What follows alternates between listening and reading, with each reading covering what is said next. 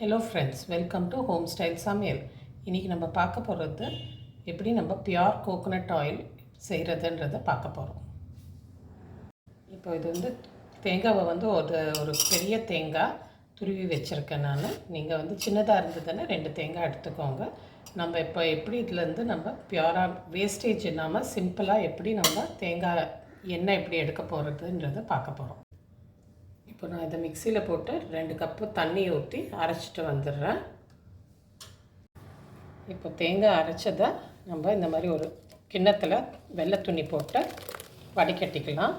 நம்ம ஸ்ட்ரெயினரில் ஊற்றியும் செய்யலாம், ஆனால் அது டைம் எடுக்கும். கொஞ்சம் கொஞ்சமாக நம்ம பிழிஞ்சு எடுக்கிறதோட இந்த மாதிரி செஞ்சோன்னா தண்ணியை நம்ம ஒன்றுமே இம்ப்யூரிட்டிஸ் ஃபுல்லாக நம்மளுக்கு கப்பி கீழே வராமல் சரியாக ஃபுல்லாக க்ளீனாக வந்துடும் உங்களுக்கு தேங்காய் பால். இப்போ நம்ம இதை வடிகட்டிடலாம்.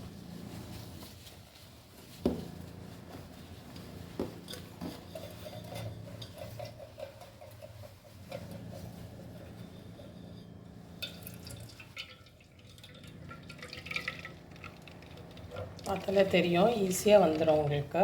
நம்ம தனியாக ஸ்ட்ரெயினரில் ஊற்றினோன்னா கொஞ்சம் கொஞ்சமாக எடுத்து பிழிஞ்சு எடுக்கணும். அந்த மாதிரி இல்லாமல் இந்த மாதிரி மொத்தமாக எடுத்துடலாம்.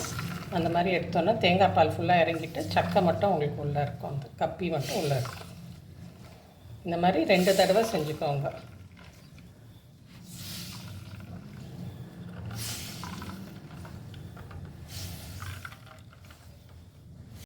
இப்போ வடிகட்டின அப்புறமா இருக்கிற அந்த கப்பி பாருங்கள், தேங்காய் கப்பி. இப்போ இதை திருப்பியும் மிக்சியில் போட்டு இன்னொரு 2 கப் தண்ணி ஊற்றி அரைச்சிட்டு திருப்பி இதே மாதிரி வடிகட்டிடுங்க. இப்போ 2வது தேங்காய் பாலும் எடுத்தாச்சு. இப்போ இதை நம்ம ஃப்ரீசரில் வச்சு ஒரு 8 மணி நேரம் ஃப்ரீஸ் பண்ணணும். நல்லா ஐஸாகவே ஆகிடணும். ஆனப்புறமா நம்ம என்ன பண்ணுறதுன்றதை நான் காட்டுறேன். இப்போ இந்த தேங்காய் பாலை ஃப்ரீசரில் வச்சுட்டு நைட் ஃபுல்லாக வச்சிட்டிங்கன்னா மார்னிங் எடுக்கும்போது நல்லா ஐஸ் மாதிரி ஆகிட்டு இருக்கும். அப்போ அந்த டைமில் எடுத்து வெளியில் வச்சுடுங்க. ஒரு 4 hours மெல்ட் ஆச்சுன்னா உங்களுக்கு இந்த மாதிரி இருக்கும். நல்லா தனியாக பாருங்கள், தேங்காய் தனியாக வந்துடுச்சு. தேங்காய் பால்லேருந்து அந்த ஃபேட்டு மட்டும் தனியாக வந்துடுச்சு. ஸோ வேஸ்டேஜ் இல்லாமல் இந்த தண்ணியிலேருந்து நம்ம ஃபுல்லாக இருக்கிறது கொஞ்சம் சின்ன சின்னதாக இருக்கிற ஃபேட்டை கூட நம்ம ரிமூவ் பண்ணி நம்ம எண்ணெய் காய்ச்சிக்கலாம். இப்போ அந்த தேங்காய் ஃபேட்டை மட்டும் நம்ம எடுத்து ஒரு கடாயில், இரும்பு கடாய் இருந்தால் இரும்பில் கடாயில் போட்டுக்கோங்க.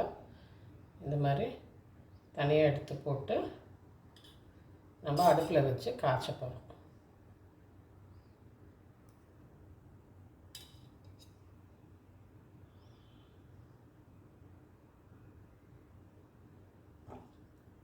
இப்போது எல்லாத்தையுமே நான் இந்த மாதிரி தனியாக எடுத்துகிட்டு வடிகட்டி வச்சுட்டேன்.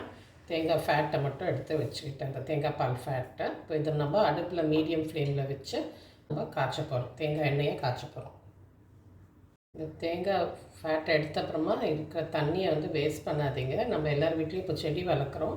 அந்த செடிக்கு ஊற்றுனீங்கன்னா அவ்வளோ இதில் அவ்வளோ நியூட்ரிஷன் இருக்குது. இப்போ அடுப்பில் போட்டாச்சு. நம்ம மீடியம் ஹீட்டில் வச்சு அப்படியே உருகின அப்புறமா நம்ம கொஞ்சம் நேரம் கிண்டிகிட்டு இருந்தோன்னா உங்களுக்கு தனியாக எண்ணெய் பிரிஞ்சு வந்துடும். இப்போ உருகிட்டே வருது. அப்புறமா சீக்கிரமாக இப்போ அதோட தனியாக அந்த கப்பி வந்துடும், எண்ணெய் தனியாக பிரிஞ்சு வந்துடும். ஒரு 5 நிமிஷத்தில் தேங்காய் எண்ணெய் ரெடி ஆகிடும். தேங்காய் எண்ணெயில் நிறைய ஹெல்த் பெனிஃபிட்ஸ் இருக்குது. நம்ம இந்த மாதிரி பியூராக எடுக்கும்போது காத்தால் வெறும் வயிற்றில் ஒரு 1/2 டீஸ்பூன் தினம் குடிச்சிட்டு வந்தாலே அவ்வளோ ஹெல்த் பெனிஃபிட்ஸ் இருக்குது. அது தவிர நம்ம முகத்தில் கரும்புள்ளி, கண்ணை சுற்றி இருக்கிற கருவளையம் அதிலெல்லாம் கூட போட்டுகிட்டே வந்தால் நாள் படம் உங்களுக்கு ஒரு 10லேருந்து 15 நாளுக்குள்ளேயே நல்ல ஒரு டிஃப்ரென்ஸ் தெரியும். நான் இப்போ ஹையில் தான் வச்சு செஞ்சுக்கிட்டு இருக்கேன். ஏன்னா சீக்கிரமாக உங்களுக்கு வேலை ஆகிடும். நீங்கள் பக்கத்துலேயே இந்த மாதிரி கிண்டுறதா இருந்தால் ஹையில் வச்சுக்கோங்க, இல்லாட்டி மீடியம் ஹீட்டில் வச்சுக்கோங்க. இப்போ பாருங்கள், தெரியுதா உங்களுக்கு, எண்ணெய் சுற்றி எல்லாம் பிரிஞ்சு வந்துகிட்டே இருக்கு. இப்போ இந்த வெள்ளையாக இருக்கிறது கூட நல்லா உங்களுக்கு கொஞ்சம் தீய ஆரம்பிக்கும், கலராக மாற ஆரம்பிக்கும், நல்லா ப்ரௌன் கலராக. அப்போ அடுப்பு அணைச்சிடும். பாருங்கள், ஒரே ஒரு பெரிய தேங்காய் தான் எடுத்து நான் செஞ்சேன். அதுக்கு எவ்வளோ குவான்டிட்டி எண்ணெய் வருது பாருங்கள். பியூர் எண்ணெய், கோகோனட் ஆயில் அவ்வளோ மணமாக இருக்குது.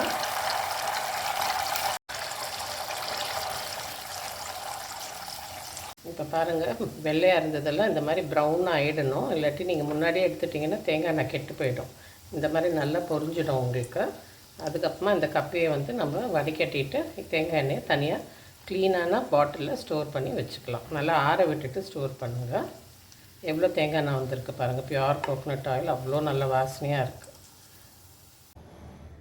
இப்போ ஃபுல்லாக பாருங்கள், அந்த திப்பி இதில் கப்பியெல்லாம் எடுத்துகிட்டு இவ்வளோ எண்ணெய் வந்திருக்கு. இப்போ இதை வந்து நல்ல ஒரு க்ளீனான பாட்டிலில் ஸ்டோர் பண்ணி வச்சுக்கோங்க.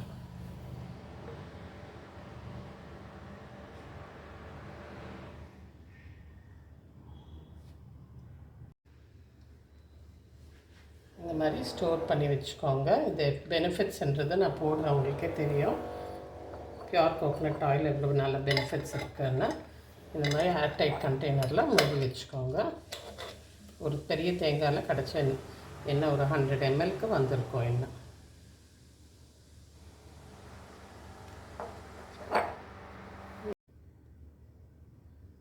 இப்போ பாருங்கள், எவ்வளோ கம்மியான டைமில் பியூர் கோகோனட் ஆயில் ரெடி ஆகிடுச்சு. அதுவும் வேஸ்டேஜ் இல்லாமல் ரெடி ஆகிடுச்சு. இதே மாதிரி நீங்களும் ட்ரை பண்ணிவிட்டு உங்களோட கமெண்ட்ஸ் எனக்கு சொல்லுங்கள். உங்களுக்கு என்னோடய சேனலை பிடிச்சிருந்தா லைக் பண்ணுங்கள், ஃப்ரெண்ட்ஸோடு ஷேர் பண்ணுங்கள், சப்ஸ்கிரைப் பண்ணுங்கள். நன்றி, வணக்கம்.